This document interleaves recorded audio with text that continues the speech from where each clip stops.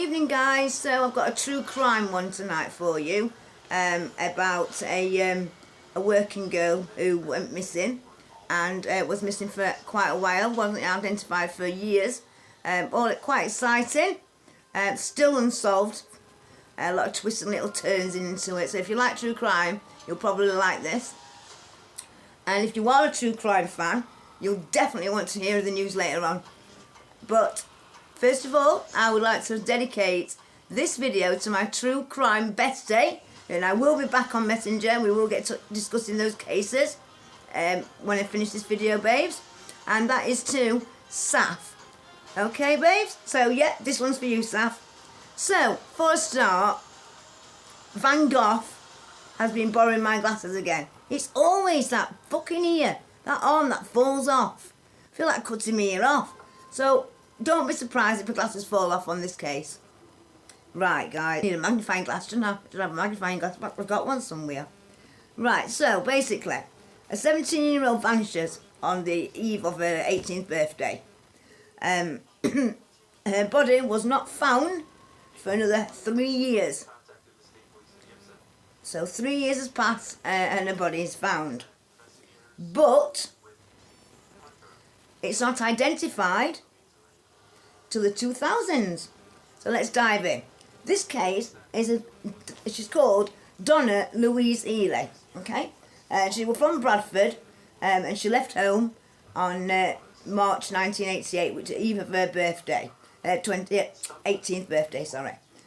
She was believed to have been working in Leeds on Harehill Street as a sex worker. And because of her lifestyle, her family sort of said she'd disappear all the time, you know, wasn't consistent with contact. So they decided that they, you know, will not report her missing. We'll just let her go missing. You know, I mean, I find it so difficult to understand that, because they're saying that she, you know, they know she's into prostitution. Why would you not, if your 17, just 18-year-old daughter has gone walking off somewhere, doesn't come back? You know, the mother said, you know, she had quite a close bond with the stepfather. So, you know, and especially if on your 18th birthday, I don't care what you do, what addiction you're in, you know, what job you do for a living, escort or not, or working on the street or not, on your 18th birthday, I kind of think you would be making contact with your family. And if you haven't, especially the next day if you haven't, you know, because you could put it down to, you know, they actually went out partying, you would contact the police. When, you know, the mother even went on to say, you know, she wasn't a bad, you know, she weren't a bad woman, you know, bad lass. She just got sort of influenced and in with the wrong crowd. Yet you're not gonna report her missing. I'm fucking worrying that. We'll discuss that later. So basically, on January 15th, 1991, yeah, you heard me right, 1991, so she was last seen in 1988. That's 3 years since the last known fucking sighting of her being alive. Her body's found, okay? Now, her body was found on the grounds of like a health clinic, like an old people's home sort of health clinic type place in Leeds.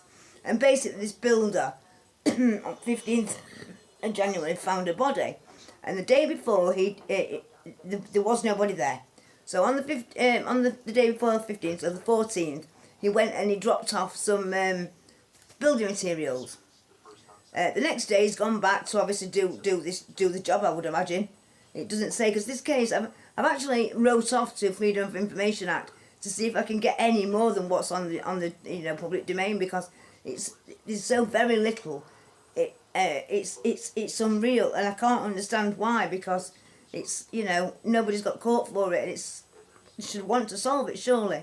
But anyway, so somebody had dumped this body in between those hours.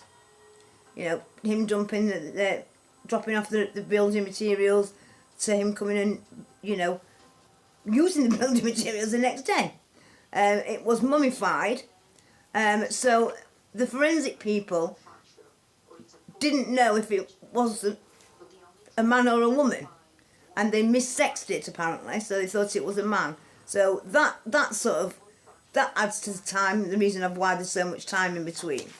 Now that means somebody has kept her body for 3 years, and the police said, and the forensics said, that given the condition of this body, it's highly likely that she was kept in a airtight, dry container. So highly likely it's going to be a freezer. And they're saying that they don't think that this was just spontaneous. They think that there probably is some links to the person who dumped the body and put highly and kept her, so the killer had some connection with this old people's home or the health centre on there or something. And they're saying that it would have only, we don't know if it's a man or a woman, they would have only been dumping her body, needing to get rid of her body, due to something happening. Because, I mean, he's hung on to it for 3 years, you've got to remember. You know, nothing coming on top, nobody's been, you know, pulled in, there's never been any, like, you know, a suspect or anything like that. So they're saying that it maybe a partner was moving in, or he could have been having extension on his house and he needed to move this body. I think you could add to the fact that he could have been dying. He could have been terminally ill. Maybe that, you know, you've got to take that into consideration, and that would mean that he needed to get rid of this body. I mean, obviously, if it's going to die, his family are going to find this bloody body in a chuffing freezer, aren't they? Going to find a bit more than fucking steak for a wake. But no, never mind. Anyway, there was no missing persons, so the family, like I said, didn't report her missing. So she's been missing 3 years. You imagine this. So your daughter's gone missing. It's been 3 years and nothing. Okay, they didn't come forward when they found this body because, like I said, they fucked up and they identified it as a male. So they fucked up a little bit there. But then further down the line, when they sort of do like a review of these cold cases, they ask members of the public, if you've not seen your loved one for a while, could they possibly be missing? Can you come and do some DNA and we'll keep it on the system, and if we find, you know, anything, your DNA will be linked, and then you would, you know, we can contact you. This still didn't spark a missing persons case opening, because apparently it's totally different.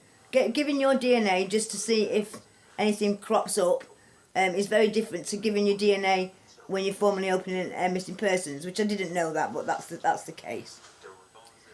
So at that moment in time, there wasn't any advance in DNA testing or whatever, forensics, and you couldn't, whatever they do now, they couldn't do then, basically. But then time's pressed on, and it's gone on and it's gone on, and we're now in early 2000s.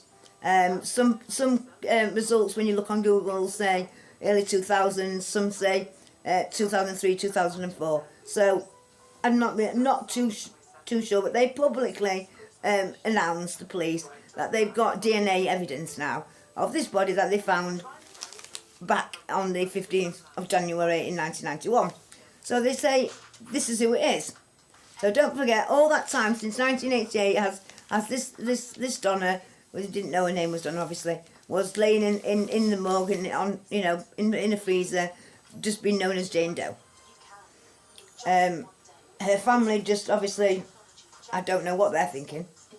I've no idea what the hell they're playing at, but it's not my place to say, is it? I guess, really. So anyway, they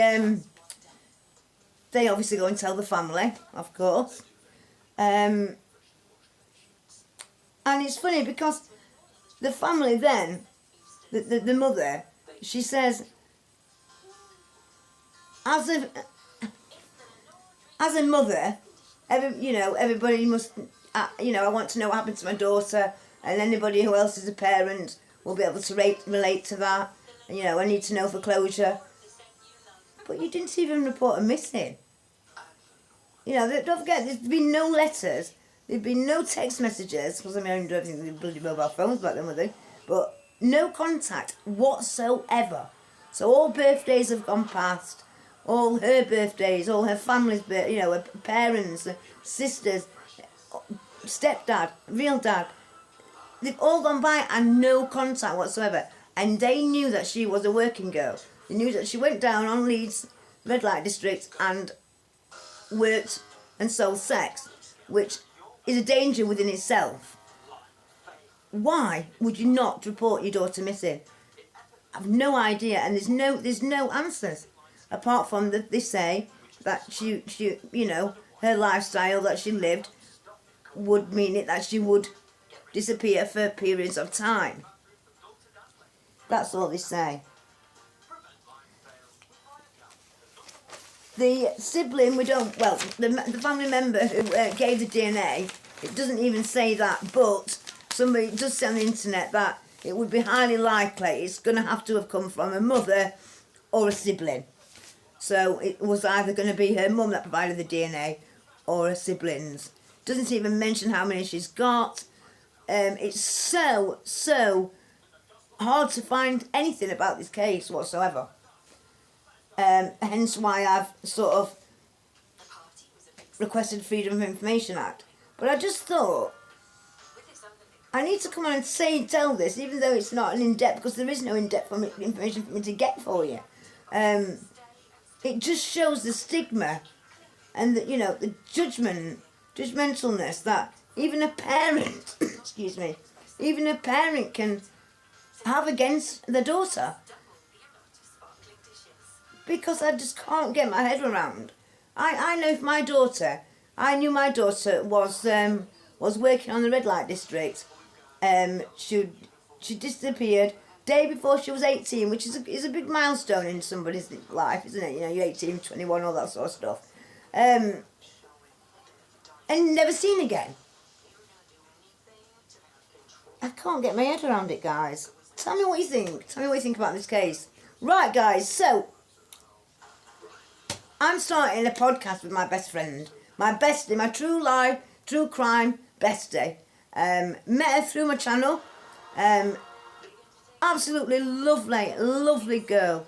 Really, really nice. She's so genuine, and she is. And she eats, breathes, and lives true crime just like I do. Absolutely could not meet someone as perfect match. So we're going to do a true crime podcast. So we're doing our first video on Sunday. We're going to pre-record it, talk about a case, and then we're going to discuss it. Because even though we are, we've got that massive thing in common, 9 times out of 10 we've got a very different opinion on the cases that we talk about. So I think you'll enjoy it. So guys, thank you for that. I've got some content built up on my phone.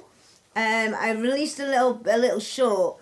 It was called Can You Buy Sex for £2.50? Well, it's a full-on discussion about, we talk about customers, the same sort of customers that pay for sex on the beat, as opposed to people who pay for sex in a massage parlour. We talk about immigration. You will love it. I think, guys, if you like my bluntness and you like my mad way of thinking, I think you'll love it. So I'm going to hop off, get back to my saffron on Messenger, and remember, you don't know how strong you are until strength is your only option.